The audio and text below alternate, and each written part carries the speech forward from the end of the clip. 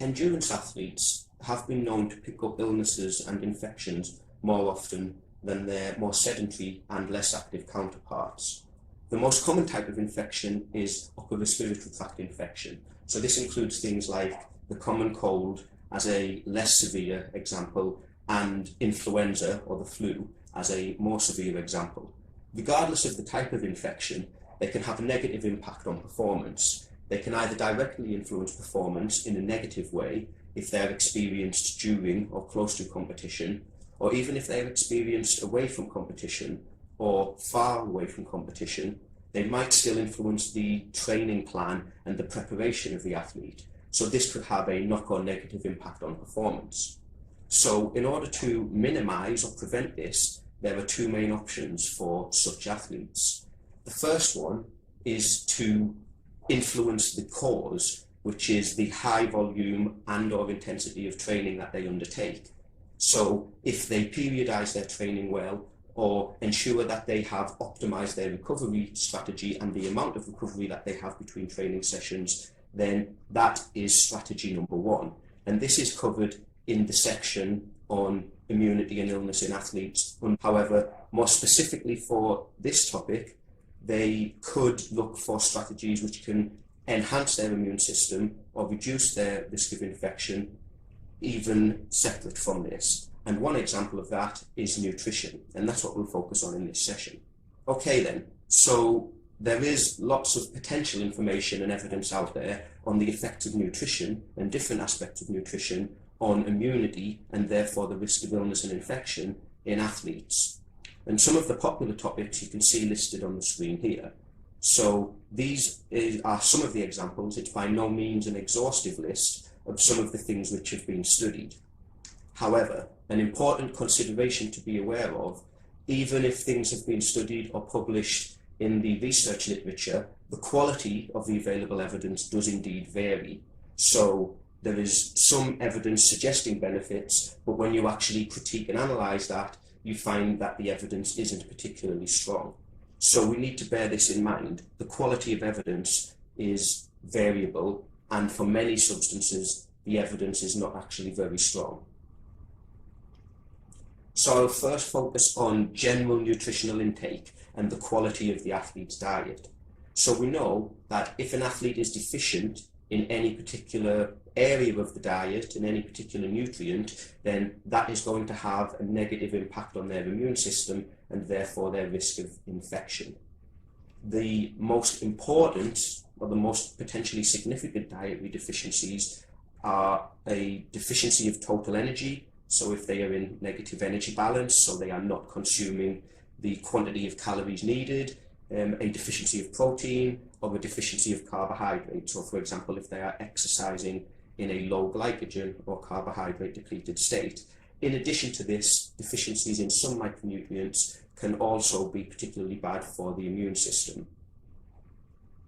We also know that exercise, of course, has a significant impact on nutrition. So if we combine these two things, if we have a dietary deficiency at the same time as having a high training load or a very intensive type of training, then these two things are going to further augment and exacerbate the detriment to the immune system, which we term immunodepression or exercise-induced immunodepression, and therefore together with these two situations, athletes will have an even higher risk of picking up these sorts of illnesses.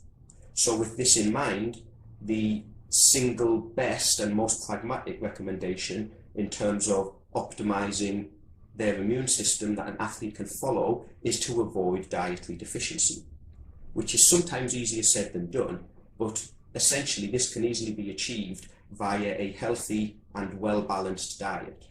As a consequence of this, however, we know that, of course, if somebody is deficient and if they were to correct their diet in order to undo that deficiency, then we would likely see a beneficial effect on their immune system, as well as their performance, in fact. However, what this has led some individuals to believe incorrectly is that extra intake above an individual's requirement is further beneficial. Of course, if they are deficient, that will have negative effects. If they improve or correct that deficiency, that will have beneficial effects, but this is not the same as saying once that requirement has been achieved, that taking further above that requirement is going to provide even further benefit. So once they've maintained a minimum requirement, then taking extra does not necessarily provide any further benefit. So if their diet is satisfactory, then they are less likely to get any further benefit from taking extra of particular nutrients above and beyond their normal requirements. And this is a key limitation with some of the research that is out there suggesting a potential benefit of some nutrients and some substances. And an example of this is a research study, if they haven't determined or if they haven't presented this information in the study, what the actual baseline nutritional status of a individual or group of individuals in that study was, then we don't know whether or not they were deficient before they were given the nutrients or the supplements as part of that study. So if that study is to observe a benefit, it's impossible to know, if we didn't know the baseline nutritional status of the participants, whether that study has shown that taking extra is beneficial, or if there were potentially some participants that were deficient, maybe the study has simply shown the effects of correcting a deficiency. And this is something that we need to be mindful of whenever we see research suggesting beneficial effects from nutritional components, nutrients, etc. Moving on now to carbohydrate. And carbohydrate isn't too dissimilar to this in some respects. So carbohydrate historically has been proposed as the single nutritional intervention or the single nutritional supplementation strategy for which there is really good evidence that it benefits the immune system and therefore reduces the risk of infection. However, if you actually look at the evidence or you look at the literature that is available on that, you will find in reality the story is quite different. So a lot of the early research on carbohydrate supplementation and the effects it has on immune function in endurance athletes and other type of athletes has had some significant limitations. The first significant limitation is that they have tended to carry out these studies when individuals were deficient in carbohydrate. So they exercised after an overnight fast, for example, and carbohydrate stores will have been compromised. So this doesn't represent a real-to-life or realistic situation. The other limitation with many of the previous carbohydrate studies is that they have used measures which are not considered anymore to be the best quality measures of immune function. If we look at some more recent studies, and here's one example from our lab, where we did use an immune measure that is considered to be clinically relevant and have a high value, and the details of the study you can see on the screen there, but to cut a long story short, we measured a high quality in vivo marker of immune function. The blue bar that you can see represents the normal response in a rested state, and the red bar that you can see represents when you exercise for a couple of hours. So we can see about a 50% reduction in this particular marker of immunity. The hypothesis was that if the individuals consumed carbohydrate before and during the prolonged exercise bout, that their immune system would be protected, and so in the carbohydrate condition, you can see a space for that in the middle of this graph at the moment, would be closer to the resting control and better than the placebo condition, the red bar. But what we actually found was that there was no difference whatsoever between the placebo condition with exercise and the exercise with a carbohydrate sports drink. So what this showed was that when we use a clinically relevant in vivo immune marker, there was no benefit from carbohydrate. And this isn't that surprising because there was a study done quite a while ago now by Neiman and colleagues, which you can see information about here in the yellow box. And they studied nearly 100 competitive marathon runners, and they randomized them into a group who either received carbohydrate sports drinks or a placebo drink during the marathon.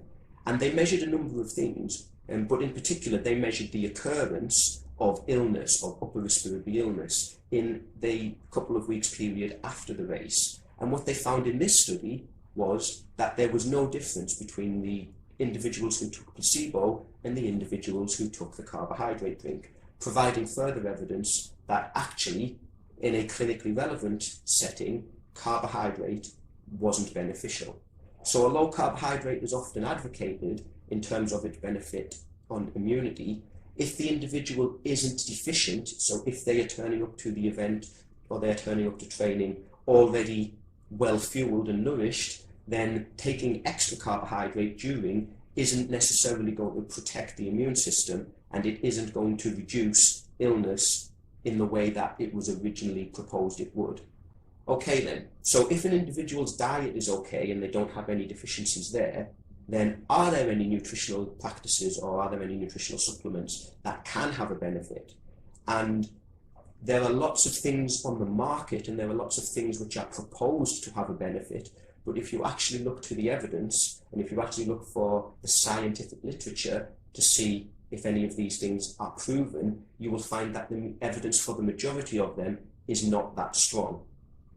On this table here, and you can see more information if you follow the reference at the bottom of that screen there, you can access the full article. And this gives some information about some nutrients that have received a lot of interest and have been studied quite a lot. And what you can see hopefully here is if the individual isn't deficient, if their diet is okay, and if we only focus on the high value, the clinically relevant markers, the in vivo immune markers, or the actual clinical presentation of symptoms, then for most of the things listed here, assuming that the individuals aren't deficient, then the evidence is very poor or very weak. There are some supplements, incidentally, and you can see some of them listed here. Again, this is by no means an exhaustive list, and you can read more about these, again, if you follow that reference at the bottom of the screen. But there are some that have been shown where taking extra above what you might naturally achieve from a normal diet can provide some further benefit. And you can see many of these receive higher scores via these ratings. Of particular interest are the polyphenols substances. And I'm going to talk about a couple of examples of those in a little bit more detail now. Okay, so one of those, and the one that is probably most studied, is this substance here, quercetin. This is naturally found in many different types of foods. So fruits, berries, apples, cranberries, all of the things you can see listed up on the screen there. But even if you consumed a relatively high proportion of those in your diet, then the amount that you are probably going to obtain is a couple of 100 milligrams per day. There have been some studies that have used isolated and purified doses considerably higher than that, so up to 1,000 or more milligrams per day. And in those studies with this particular nutrient, they have shown that when athletes undergo intensive periods of training, obviously in the placebo condition, they do tend to get ill quite often in the period after that.